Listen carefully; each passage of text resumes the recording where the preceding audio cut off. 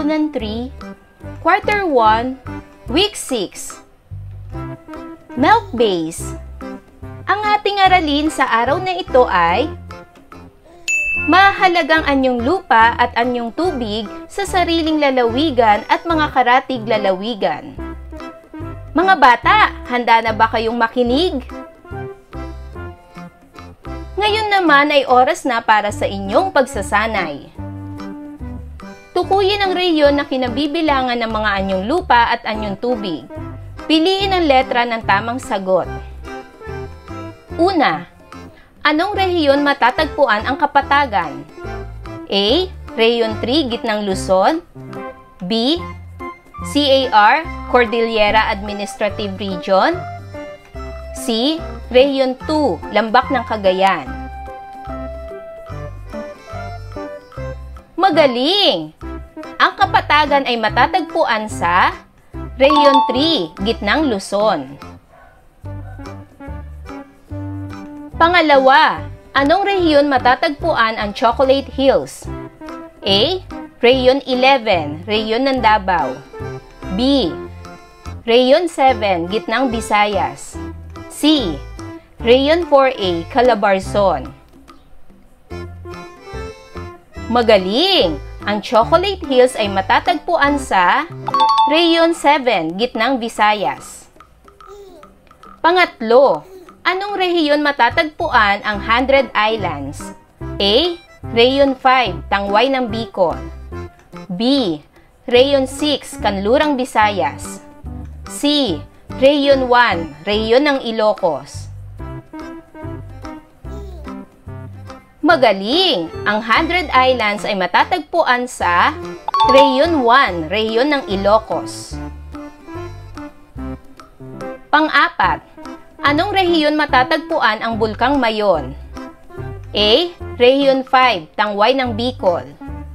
B. Rehiyon 6, Kanlurang Visayas. C. Rehiyon 1, Rehiyon ng Ilocos. Magaling!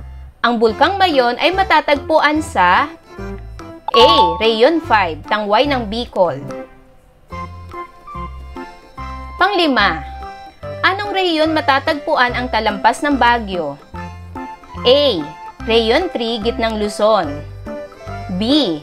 CAR, Cordillera Administrative Region. C. Rehiyon 2, Lambak ng Cagayan.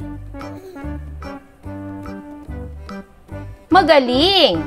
Ang Talampas ng Baguio ay matatagpuan sa CAR, Cordillera Administrative Region. Pang-anim, anong rehiyon matatagpuan ang Look ng Maynila? A. NCR, National Capital Region. B. Rehiyon 4A, Calabarzon. C. Rehiyon 10, Hilagang Mindanao. Magaling! Ang Look ng Maynila ay matatagpuan sa NCR, National Capital Region. Pangpito, anong rehiyon matatagpuan ang Talo ng Maria Cristina? A. Rehiyon 3, Gitnang Luzon. B. Rehiyon 4A, Calabarzon. C. Rehiyon 10, Hilagang Mindanao. Magaling! Ang Talo ng Maria Cristina ay matatagpuan sa Rehiyon 10, Hilagang Mindanao. Pangwalo, anong rehiyon matatagpuan ang Lawan ng Laguna? A. Rehiyon 3, Gitnang Luzon. B. Rehiyon 4A, Calabarzon. C. Rehiyon 10, Hilagang Mindanao.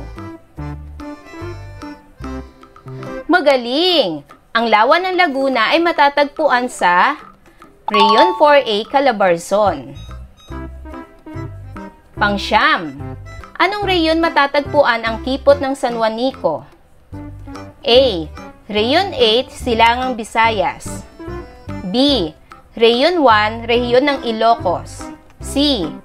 BARMM. Magaling! Ang Kipot ng San Juanico ay matatagpuan sa A. Rehiyon 8, Silangang Visayas. Pang-10, anong rehiyon matatagpuan ang dagat ng Sulu? A.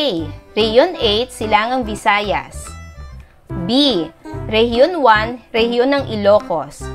C. BARMM, Bangsamoro Autonomous Region in Muslim Mindanao. Magaling! Ang tamang sagot ay C. BARMM, Bangsamoro Autonomous Region in Muslim Mindanao.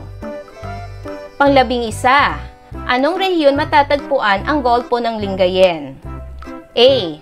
Rehiyon 8, Silangang Visayas. B. Rehiyon 1, rehiyon ng Ilocos. C. BARMM. Magaling! Ang Golpo ng Lingayen ay matatagpuan sa Rehiyon 1, rehiyon ng Ilocos. Tama ba lahat ang inyong mga sagot, mga bata? Kung ganon, magaling mga bata! Mga bata, naibigan niyo ba ang ating aralin sa araw na ito? Magaling! Muli ang ating tinalakay sa araling panlipunan ay mahalagang anyong lupa at anyong tubig sa sariling lalawigan at mga karatig lalawigan. Mga bata, sana ay marami kayong natutunan sa araling ito. Hanggang sa susunod, paalam mga bata!